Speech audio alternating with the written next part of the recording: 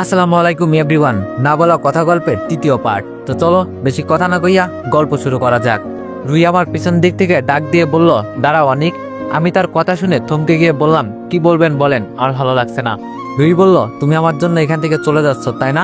আসলে তুমি আমাকে মন থেকে ক্ষমা করতে পারোনি, আমাকে ফ্রেন্ড বানাওনি, ঠিক আছে, আমরা আড্ডা দিতে আসি সেখান থেকে উঠে চলে যাচ্ছ। আগের ব্যবহারের জন্য আমি আবার তোমার কাছে ক্ষমা চাচ্ছি, প্লিজ আমাকে ক্ষমা করে দাও। আমি বললাম, আরে কি যে বলেন, আমি আপনাকে ক্ষমা করে দিয়েছি, আর অতীতে কি হয়েছে না হয়েছে আমি সব ভুলে গেছি। রুই বলল, তাহলে আমাকে ফ্রেন্ড বানাতে ক্ষতি কিসে শুনি? আমি বললাম, আপনাকে ফ্রেন্ড বানাইলে আমার ক্ষতি হবে না, বরং আপনার ক্ষতি হবে। কোথায় আপনি আর কোথায় আমি? আমার সাথে বন্ধুত্ব করলে আপনার মান সম্মান চলে যাবে। কোথায় আকাশ কোথায় পাতাল, আমি আপনার স্ট্যাটাসের না, সো আমাকে আপনি বন্ধু বানাইতে পারবেন না। রুই বলল, ওই আমি তোকে বলছি তুই আমার ফ্রেন্ড হলে আমার মান সম্মান চলে যাবে? একবারও বলছি তোর আমার স্ট্যাটাস এক না। এখন বল, বন্ধু বানাবি নাকি বানাবি না?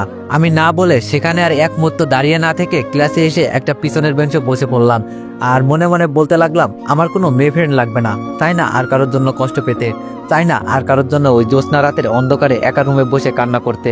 এই মেয়ে নামক ব্যক্তিগুলো আমার জীবনের কষ্টের অন্যতম কারণ। কেউ দিয়ে মিথ্যা অপবাদ আর কেউ কিছু না জানিয়ে ভুল বুঝে চরিত্রহীন বলে, ছোট লোক বলে অপমান করে চলে যায়। লাগবে না ভাই মেয়ে নামক ব্যক্তিগুলো আমার জীবনে। এইসব ভাবতে ভাবতে চোখ দিয়ে পানি চলে আসলো। চোখের পানি মুছে স্বাভাবিক হয়ে বসে নিজে নিজে বই পড়তে লাগলাম। অন্যদিকে রুই কান্না করতে করতে আবিরকে বলল, আবির আমি কি এতই বেশি ভুল করে ফেলেছি যা ক্ষমার অযোগ্য? বলো না আবির। আবির বলল, আরে অনেক বলেছে তোমাকে ক্ষমা করে দিয়েছে, তাহলে তুমি কান্না কেন করছো? রুই বলল, যদি আমাকে ক্ষমা করে দিত তাহলে ফ্রেন্ড বানাতে সমস্যা কিসের? আবির বলল, এটার কোনো কাহিনী আছে মনে হয়, আমি বের করব, তুমি চিন্তা করিও না, অনেক তোমাকে ফ্রেন্ড বানাবে, আমি কথা দিচ্ছি। রুই অনেক খুশি হয়ে আবিরকে ধন্যবাদ দিয়ে ক্লাসে চলে গেল। আবিরও ক্লাসে এসে আমাদের সাথে বসলো। আবির বলতে লাগলো, আচ্ছা অনেক একটা কথা বলতো। আমি বললাম, বল কি বলবো? আবির বলল, আচ্ছা তুই কি রুইকে সত্যি ক্ষমা করে দিয়েছিস? সত্যি করে বলবি। আমি বললাম, হ্যাঁ আমি সত্যি রুইকে ক্ষমা করে দিয়েছি। আবির বলল, তাহলে ওকে ফ্রেন্ড বানাতে তোর সমস্যা কিসের? বানিয়ে ফেল, ফ্রেন্ড, ফ্রেন্ড হতে চেয়েছে, আর তো কিছু না। আমি বললাম, না আমি কাউকে ফ্রেন্ড বানাবো না, আমার লাগবে না, আমার তুই হলেই হবে। আবির বলল, আচ্ছা এটা সত্যি কথা বলবি, তুই যদি আমার ফ্রেন্ড হয়ে থাকিস? আমি বললাম, কি বল? আবির বলল, তুই মেয়েদের ফ্রেন্ড কেন বানাতে চাস না? আমি মাথা নিচু করে বললাম, এমনি, আমি চাই না আবির জানুক। আবির আমার কথা শুনে টেবিল থেকে উঠে ক্লাসের বাইরে চলে যেতে লাগলো। আমি ওর পিছু পিছু গিয়ে আবিরকে ডাকতে লাগলাম, কোথায় যাচ্ছিস আবির, দাঁড়া, এই দাঁড়া। দেখলাম আবির গাছতলায় গেল, আমি ওখানে গেলাম। আবিরকে বললাম, কি হলো, তুই আমার কথা না শুনে চলে আসলি কেন? আবির বলল, আমি কারো বন্ধু না, আমি যদি কারো বন্ধু হতাম সে আমাকে তার সত্যি কথাটা বলতো, মাথা নিচু করে মিথ্যা বলতো না। আমি বললাম, ও এই ব্যাপার, আচ্ছা ঠিক আছে, তোকে আমি বলবো, তাহলে শোন। আমি বলতে লাগলাম, তখন আমি ক্লাস 9-এ পড়ি। প্রথম দিন স্কুলে যাচ্ছিলাম, দেখে একটা মেয়ে আমার সামনে রাস্তা দিয়ে কানে হেডফোন ও আইসক্রিম খেতে খেতে যাচ্ছে। ওয়ানেক্স হচ্ছে সবচেয়ে বিশ্বস্ত বুকমেকার, যা পিএইচডি এবং সিরিয়া অ্যাপের অফিসিয়াল পার্টনার। 22শে মার্চ থেকে ইন্ডিয়ান প্রিমিয়ার লিগ শুরু হতে চলেছে এবং এটি সবচেয়ে বড় সুযোগ আপনার প্রিয় দলকে সমর্থন করার। এই অ্যাপসে আপনি cricket, football, tennis live match দেখতে এবং তাদের স্কোর ভবিষ্যৎবাণী করে সহজেই অর্থ উপার্জন করতে পারবেন। সেই সাথে বিএমডাব্লিউ গাড়ি, আইফোন, ল্যাপটপ এবং আরও অনেক নগদ পুরস্কার জেতারও সুযোগ রয়েছে। এই অ্যাপটিতে আপনি class crystal, under and over 21 ইত্যাদি গেম খেলে সহজেই আয় করতে পারবেন। আপনি বিকাশ, নগদ, রকেট ব্যাংক, ক্রিপ্টো, পেপল এবং অন্যান্য সহজ পদ্ধতির মাধ্যমে সহজেই আপনার ডেটা টাকা তুলতে পারবেন। এখানে আপনি 24 ঘন্টায় 7 দিন গ্রাহক সহায়তা পাবেন। তাই এখনই পিন কমেন্টের লিঙ্ক ব্যবহার করে রেজিস্ট্রেশন করুন, অথবা গুগলে ওয়ানেক্স সার্চ লিখে রেজিস্ট্রেশন করুন। আর হ্যাঁ, রেজিস্ট্রেশনের সময় আমার প্রোমো কোড VODO7 ব্যবহার করে প্রথমবার ডিপোজিটে 20,000 টাকা পর্যন্ত পান। তার কোনো খেয়ালই নেই সে যে রাস্তার অতি ধারে চলে এসেছে। হঠাৎ পিছনে দেখি একটা ট্রাক তার দিকে বরাবর যাচ্ছে। ট্রাকওয়ালা অনেক জোরে হর্ন দিচ্ছে, তার কোনো খেয়ালই নেই। তাই আমি তাকে তাড়াতাড়ি করে গিয়ে ধাক্কা দিয়ে রাস্তা থেকে অনেক দূরে আনলাম। আরেকটুর জন্য বেঁচে গেছে মেয়েটি। তাকে ধাক্কা দেওয়ার জন্য সে আমাকে না বুঝেই 2টা থাপ্পড় মারলো আর বলতে লাগলো, শালা লুচ্চা, মেয়ে দেখলেই গায়ে টাচ করতে মন চাই তাই না? আমি বললাম, আসলে আমি এইরকম না, আপনি বোঝার চেষ্টা করুন একটু। মেয়েটি বলল, ওই আমি কি বুঝবো, হ্যাঁ তুই আমাকে ইচ্ছা করেই ধরলি, এটা নয় তো কি? আমি আসলে বলতে যাব, তখন একটা লোক এসে মেয়েটিকে বলতে লাগলো, এই আপনার সমস্যা কি? এই ছেলেটা আপনার জীবন বাঁচিয়েছে আর আপনি তাকে মেরে আবার অপমান করছেন। মেয়েটি বলল, আপনি কি বলতে চাচ্ছেন? লোকটি বলল, আপনি যে আইসক্রিম হাতে কানে হেডফোন দিয়ে গান শুনতে শুনতে রাস্তার অতি নিকটে চলে এসেছেন, তা আপনার খেয়াল আছে? পেছনে তাকিয়ে দেখছেন? এই ছেলেটি না আসলে তো আপনি এতক্ষণে মারাই যেতেন। আর ছেলেটাকে ধন্যবাদ না দিয়ে থাপ্পড় মেরে অপমান করছেন। এটা বলে লোকটা আরো বিড়বিড় করে চলে গেল। ওইদিকে লোকটি যখন মেয়েটির সাথে কথা বলছিল তখন আমি মন খারাপ করে বাড়ি চলে আসলাম। মন খারাপের কারণে স্কুলে যাইনি। এজন্যই আজকাল মানুষ মানুষের উপকার করে না, মানুষের ভালো করলে তারা দোষ মনে করে আপনাকে অপমান করে। এইদিকে লোকটি যাওয়ার পর মেয়েটি যখন আমাকে সরি বলতে যাবে তখন আমাকে পেল না। এদিক ওদিক আমাকে খুঁজতে লাগলো কিন্তু আর পেল না। তাই সে তার গন্তব্যের দিকে চলে গেল। এইদিকে আমাকে এত তাড়াতাড়ি বাড়ি ফিরতে দেখে খালা বলতে লাগলো, কিরে আজ তোর স্কুলের প্রথম দিন আর এত তাড়াতাড়ি ছুটি দিয়ে ফেললো নাকি? এক্ষুনি গেলি আবার এখনই চলে আসলি যে? আমি বললাম, খালা আমার ভালো লাগতেছে না, এই বলে নিজের রুমে চলে গেলাম। তারপরের দিন স্কুলে গিয়ে সোজা আমার ক্লাসে গেলাম। সেখানে পিছনে একটা সিটে বসে পড়লাম। কিছুক্ষণ বসে থাকার পর একটা ছেলে এসে বলল, হাই আমি কি এখানে বসতে পারি? আমি বললাম, অবশ্যই বসতে পারেন। ছেলেটি হাত বাড়িয়ে দিয়ে বলল, হাই আমি নুরুল মোস্তফা রাফি, আর তুমি? আমি বললাম, আমি অনিক আহমেদ। রাফি বলল, আচ্ছা আমরা যখন একই ক্লাসে পড়ি তাহলে ফ্রেন্ড? আমি বললাম, ফ্রেন্ড। আচ্ছা তোমাকে কি নামে ডাকবো, রাফি না মুস্তাফা? রাফি বলল, ওই আমরা এখন ফ্রেন্ড না? ফ্রেন্ডের মাঝে নো আপনি নো তুমি, অনলি তুই। বুঝতে পারছিস? তোর যেটা মন চাই সেটাই ডাকিস। আমি বললাম, আমি বুঝতে পারছি। আচ্ছা। রাফির সাথে আরো কিছুক্ষণ গল্প করতেছি, হঠাৎ একজন ক্লাসরুমে ঢুকলো। তাকে দেখে আমি পুরোই অবাক। মেয়েটা আর কেউ না, সে হলো কালকে সেই মেয়ে। আমি রাফিকে বললাম, দোস্ত মেয়েটা কে? রাফি বলল, মামা ভুলেও তার দিকে চোখ দিও না, কারণ সে চেয়ারম্যানের মেয়ে, অনেক রাগী। আমি বললাম, কিন্তু চেয়ারম্যানের মেয়ে আছে ওইটা জানতাম, তবে সে এখানে কেন? আর মামা আমি কেন তার দিকে চোখ দিব? তবে মেয়েটার নাম কি? রাফি বলল, মেয়েটা তার নানার বাড়ি থেকে পড়তো আগে, মেয়েটার নাম তানহা। আমি বললাম, ও অনেক সুন্দর নাম। এগুলো ফিসফিস করে বলতেছি, হঠাৎ তানহার দিকে তাকিয়ে দেখলাম আমার দিকে তাকিয়ে আছে। আমি তার তাকানোর দেখে ভয় পেয়ে মাথা নিচু করে ফেললাম। আমার মাথা নিচু করা ফেলা সে নিজের মতো করে একটা বেঞ্চে বসে গেল। একটু পর ক্লাসে স্যার আসলো, ক্লাস শুরু হয়ে গেল। খেয়াল করলাম তান্না মেয়েটা আমার দিকে আর চোখে তাকাচ্ছে, তাই তার দিকে না তাকিয়ে আমি ক্লাস করতে লাগলাম। আমি আবার মেয়েদের একটু ভয় পাই তো। সব ক্লাস শেষে দুইজনে স্কুল থেকে বের হয়ে রাফিকে বিদায় দিয়ে একটু হাঁটার পর হঠাৎ কে যেন মেয়ে কণ্ঠে পিছন দিক থেকে ডাক দিল, এই যে কালো শার্ট সাদা প্যান্ট পরা ছেলে। আজ প্রথম দিন, তাই স্কুলের ড্রেস ছিল না। আমি পিছনে তাকালাম, কারণ এইসব কাপড় আমি পরেছি। তাকিয়ে দেখলাম সে আর কেউ নাই, তানহা। আমি তাকে দেখে ভয় পেয়ে বলতে লাগলাম, আমাকে ডাকছেন ম্যাম? তানহা বলল, হ্যাঁ আপনাকেই ডাকতেছি, কারণ আপনি ছাড়া এরকম পোশাকে কেউ আসেনি। আমি বললাম, ও তা কি বলবেন, নাকি আরো কিছু বলার বাকি আছে? তানহা মাথা নিচু করে বলতে লাগলো, আমি আসলে কালকের জন্য সরি, আসলে বুঝতে পারিনি, আমাকে ক্ষমা করে দাও। আমি বললাম, আচ্ছা ক্ষমা করে দিলাম। আরেকটা কথা, মানুষ থেকে আগে কথা শুনবেন, সে কি বলতে চাচ্ছে তা না করে কারো সম্পর্কে না জেনে না বুঝে কাউকে দোষী বা অসম্মান করবেন না।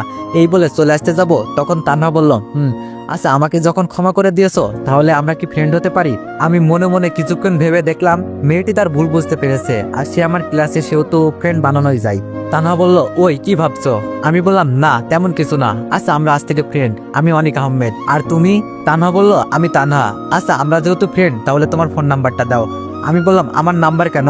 তানহা বলল, আরে গাধা, আমরা যেহেতু ফ্রেন্ড তাহলে কোনো সমস্যা হলে পড়ালেখার বিষয়ে একে অপরের কাছ থেকে জানতে পারবো, নোটগুলো কালেক্ট করতে পারবো। এবার বুঝছো? আমি বললাম, বুঝছি, এই নাম নাম্বার। এই বলে আমি বললাম, কাল কথা হবে। তানহা বলল, আচ্ছা বাই। আমি তান্নাকে বিদায় দিয়ে বাড়ি এসে ফ্রেশে কিছুক্ষণ বিশ্রাম করে নামাজ পড়ে খেতে গেলাম। খালা বলতে লাগলো, কিরে তোর স্কুলের প্রথম দিন কেমন কাটলো? আমি বললাম, আলহামদুলিল্লাহ বলে খাচ্ছিলাম, হঠাৎ পিছন থেকে ঋতু এসে বলল, কি রকম হবে, মেয়েদের পিছনে টাঙ্কি মারছে, ওর যা ধারা কি আর হবে।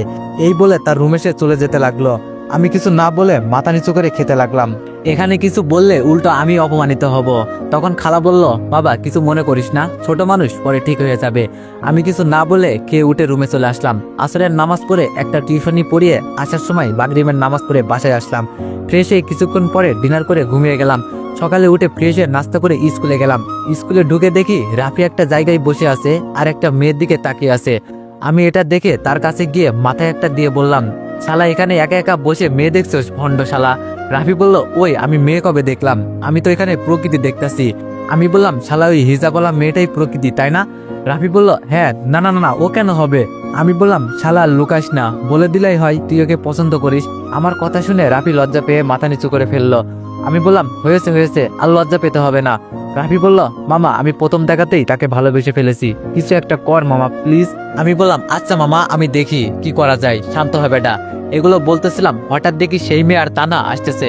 রাফি বলল, মামা দেখ আমার কিরাস আসতেছে। আমি বললাম তাই তো দেখছি। এইসব বলতে বলতে তারা দুজন আমাদের সামনে এসে দাঁড়িয়ে তানহা বলল, কেমন আছো অনিক? আমি বললাম আলহামদুলিল্লাহ, তুমি? তানহা বলল, আমিও ভালো। ও তোমাদের পরিচয় করিয়ে দিই, এটা হলো আমার বান্ধবী কানিজ ফাতেমা, আর ফাতেমা এ হলো অনিক আমার বন্ধু, তোমায় বললাম না যে ওই। আনিস বলল, ও হাই। আমি বললাম হাই। তানা, এটা হলো আমার বন্ধু রাফি, আর রাফি এটা হলো আমাদের ফ্রেন্ড তানহা। পরিচয় হতে হতে দেখি ক্লাসের টাইম হয়ে গেছে, তাই তানহাকে বললাম চলো এখন, পরে আড্ডা দিতে পারবো, এখন ক্লাসের টাইম হয়ে গেছে। তানহা বলল চলো। এই বলে সবাই ক্লাসের দিকে চলে গেলাম। ক্লাস করতেছি, হঠাৎ রাফি বলল, কিরে মামা, তুই চেয়ারম্যানের মেয়ের সাথে কিভাবে বন্ধুত্ব করলি? আমি বললাম তাহলে শোন। তারপর তাকে সব খুলে বললাম। সে শুনে বলল, তাই তো বলি মামা, যেই মেয়ে কোনো ছেলের সাথে কথা বলে না, কাউকে পাত্তা দেয় না, তোর সাথে ফ্রেন্ডশিপ করলো। আমি বললাম তবে যাই বলিস তাদের তোরই লাভ হয়েছে, তুই কানিজকে ভালোবাসিস তা বলতে পারবে। রাফি লজ্জা পেয়ে বলল, যা শালা। এভাবে আমাদের বন্ধুত্ব খুনছুটি, স্কুল আর টিউশনি করে 4 মাস চলে গেল। এই 4 মাসে তান্না আমাকে অনেক কেয়ার করতো, অনেক শাসন করতো। একদিন তো এরকম হলো, আমি একটা মেয়ের সাথে কথা বলতেছিলাম অনেক হেসে হেসে, হঠাৎ দেখি তানা আমার দিকে রাগি লুকে তাকিয়ে আছে। আমি এটা দেখে মেয়েটাকে বিদায় জানিয়ে তানার কাছে গেলাম। আমি ভয়ে ভয়ে বলতে লাগলাম, তানা কখন আসলি? তানা বলল, কেন, আমি আসতে কি তোর কোনো সমস্যা হয়েছে? আমি বললাম তা কেন হবে? তানহা বলল, তাহলে এইরকম প্রশ্ন কেন করলি? আমি বললাম কই কিরকম প্রশ্ন করলাম? তানহা বলল, তোর পোস্টের গুষ্টি গিলাই শালা লুচ্চা, ওই মেয়ের সাথে কি কথা তোর?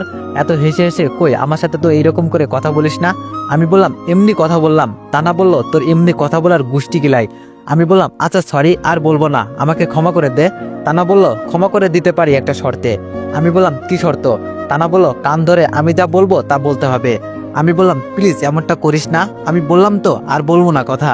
তানা বলল, না হবে না, এটা না করলে আমার সাথে আর কথা বলবি না, এই গেলাম।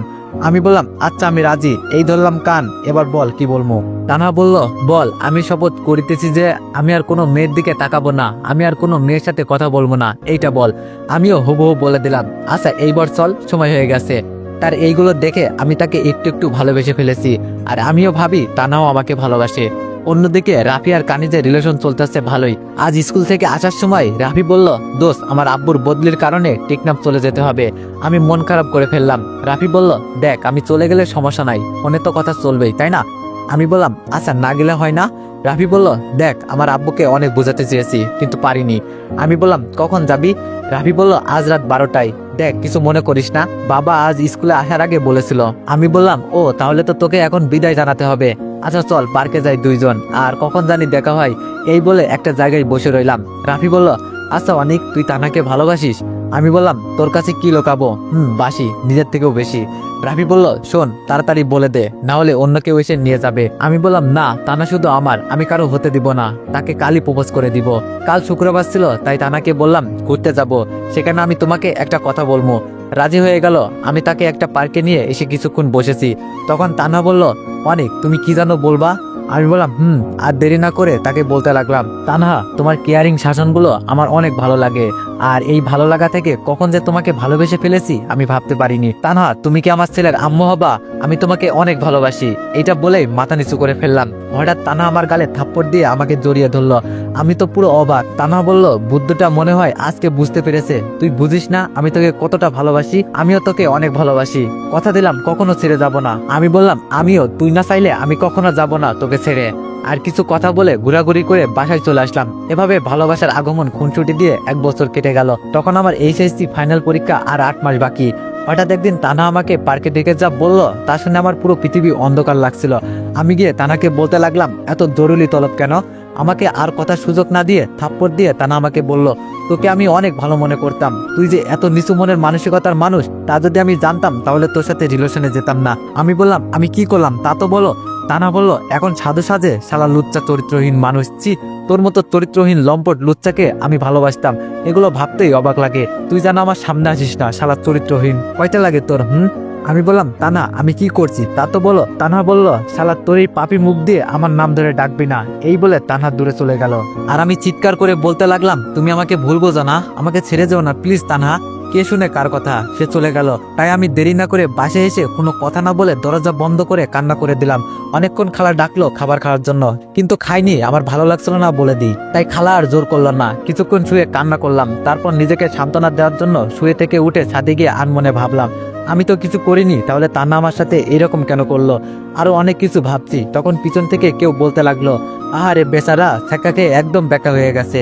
এটা শুনে পিছনে তাকিয়ে দেখি এটা আর কেউ না, আমার খালাতো বোন ঋতু। তাই আমি বললাম, আমি ছ্যাঁকা খেয়েছি তা তুই জানলি কি করে?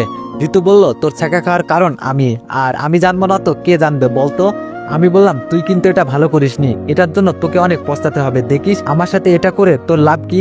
তুই আমাকে অপমান করছিস তা ঠিক আছে, তা আজ আমার ভালোবাসার মানুষকে দিয়ে অপমান করালি। বা ঋতু, দেখিস তোর সাথে এইরকম হবে। ঋতু বলল, শকুনের দোয়াতে গরু মরে না। আমার লাভ হলো তোকে আমি দেখতে পারি না, আর তোর সবকে কিভাবে দেখবো? আরে তোর ভালোবাসা, এইরকম ভালোবাসা কত আইলো গেল, আর আশ্রিতা হয়ে চেয়ারম্যানের মেয়ে তোর সাথে মানায় না। তুই বরং পথের ভিখারি মেয়েকে খুঁজিস। আমি বললাম, তুই যেটাই করিস না কেন, কাল আমি তানার ভুল ভাঙিয়ে আমার করে নিব। ঋতু বলল, তার হবে না, যেগুলো দেখাইছি আমার মনে হয় না তাকে আপন করা তো দূরে থাক, তার কাছে যেতে পারিস কিনা সন্দেহ। দেখবি কি দেখাইছি। আমি বললাম, তুই কি দেখাইলি যে তানা আমার কথা বিশ্বাস করলো না? দেখা আমাকে। এই বলে তানা দেখাইতে লাগলো। এইগুলো দেখে আমি তো পুরো অবাক, কারণ ঋতু যেইগুলো আমাকে দেখাইলো এইসব আমি কখনো করিনি। ঋতু আমাকে কিছু ছবি দেখাইছে যেইগুলোতে আমি একটা মেয়ের হাত ধরে হাঁটছি, ফুচকা খাচ্ছি, এমনকি কিস করতেছি। এইগুলো দেখে আমার পুরো মাথায় হাত। এই কাজ আমি তানার সাথেও কখনো করিনি। আমি বললাম, এটা কি করে সম্ভব? এই কাজ আমি কখনো করিনি। ঋতু বলল, এই কাজ তুই করিসনি, এইগুলো এডিট এআই দিয়ে। এখন তুই হাজার চেষ্টা করলেও তানাকে ফিরিয়ে আনতে পারবি না। আমি বললাম, তুই যদি আমার খালাতো বোন না হতি তাহলে কি করতাম সেটা আমি নিজেও জানি না। ঋতু বলল, তুই কিছু করতে পারবি না, আর এমন কথা মাথায় চিন্তাও করবি না, না হলে ফল ভালো হবে না, তা তুই ইতিমধ্যে বুঝে গেছিস।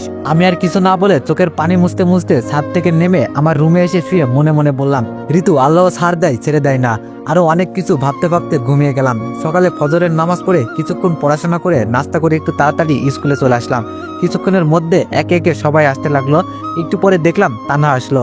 তাকে দেখে আমি দৌড়ে গিয়ে তার পথ আটকালাম আর বলতে লাগলাম, তানহা আমার কথা শোনা একবার।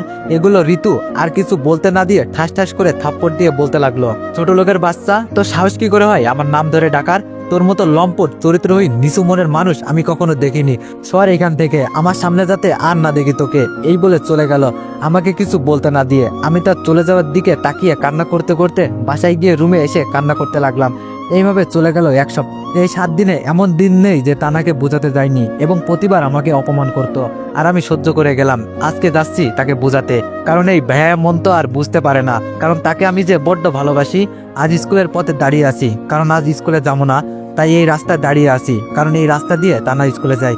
কিছুক্ষণের মধ্যে তানাকে দেখতে পেলাম আসতেছে, তাই তার সামনে গেলাম। তার সামনে দাঁড়াতে তানা বলতে লাগলো, এই ছোট লোকের বাচ্চা, তোকে কত অপমান করব? তুই আবার আমাকে বিরক্ত করার জন্য চলে আসলি? যাবি নাকি গণপিটানি খাওয়াবো? আমি বললাম, তানা আমার কথা একবার শোনো প্লিজ, একবার শোনো। এইবার শুনলে আর কখনো তোমাকে বিরক্ত করব না, কথা দিলাম। তানা বলল, সত্যি তো? আমি বললাম, সত্যি, 3 সত্যি। তানা বলল, বল তাড়াতাড়ি, বলে এখান থেকে যা, আমার ক্লাসে দেরি হয়ে যাচ্ছে। আমি বলতে লাগলাম, ঋতু আমাকে যা বললো সব বলে দিলাম। তানা বলল, সি, তোকে আমি তারপরেও অনেক ভালো মনে করতাম, কিন্তু তুই যে এত নিচু তা আমি জানতাম না, এই মাত্র জানলাম। আমি বললাম, তানা আমাকে বিশ্বাস করো। এই বলার সাথে সাথে ঠাস করে থাপ্পড় দিয়ে তানা বলতে লাগলো, তোকে কি বিশ্বাস করব যে কিনা নিজের বোনের মতো মেয়েকে আজ বাজে বলে? আসলে তুই একটা খারাপ চরিত্রহীন লম্পট, আরো কিছু থাকলে সব। তোর লজ্জা করে না নিজের খালাতো বোনের নামে এইরকম কথা বলতে? চি, যারা তোকে লালন পালন করছে, যারা তোকে থাকতে দিয়েছে। আমি বললাম, তানা বিশ্বাস করো। তানা বলল, এই তোকে বিশ্বাস করব? হাসালি, তোর মতো ছোট লোককে? আসলে তোর কোনো দোষ নেই, দোষ তোর মা বাবার, যে তোকে সঠিক শিক্ষা দিতে পারিনি। ও সরি, তোকে শিক্ষা দিবি কি করে, ওরা তো মারা গেছে। আসলে দোষ তোর চরিত্রের, আর তুই নিজে মানুষ হতে পারিসনি। এইসব শুনে নিজেকে আর নিয়ন্ত্রণ করতে পারিনি, কারণ আমার মরা মা বাবাকে নিয়ে খারাপ কথা বলেছে। তাই তাকে ঠাস ঠাস করে থাপ্পড় দিয়ে বলতে লাগলাম, এই তোকে আমি ভালোবাসতাম বলে তোর অপমান সহ্য করেছি, আর না, কারণ তুই আমার মরা মা বাবার উপর আঙুল তুলেছিস। আমি এমন কি করেছি? তোকে বিশ্বাস করতে হবে না, যা, তোকে আর বিরক্ত করব না, যা, আজ থেকে তুই মুক্ত। আর শোন, কখনো তোর সামনে আসবো না, আর তোকে আমি ভালোবাসি না। এই বলে সেইখান থেকে কান্না করতে করতে কিছু দূরে চলে আসলাম। আর একটু গেলে আমি বাসায় পৌঁছে যাব। এমন সময় একটা গাড়ি এসে আমাকে উড়িয়ে দিল। আমার মাথায় প্রচন্ড আঘাত লাগলো এবং শরীরের অনেক জায়গা ভেঙে গেল। এমন সময় গাড়ি থেকে কয়েকজন নেমে এসে বলতে লাগলো, বস ও হয়তো মারা যাবে। বস বলল, কি বলিস দেখি? এটা শুনে আমি একটু চোখ মিলে তাকাতে চেষ্টা করলাম, আর দেখতে পেলাম এটা আর কেউ না, এটা হলো সজীব। আমাকে দেখে বলতে লাগলো, আর গায়েস, তোমরা যদি 1000-এর বেশি কমেন্ট করে দাও তাহলে কালকে অনেক বড় এবং দারুণ একটা ভিডিও বানাবো, তাই কমেন্ট করে জানাও তোমরা বড় ভিডিও চাও কিনা। তো এভরিওয়ান, নেক্সট পার্টের জন্য অপেক্ষা করো। ধন্যবাদ।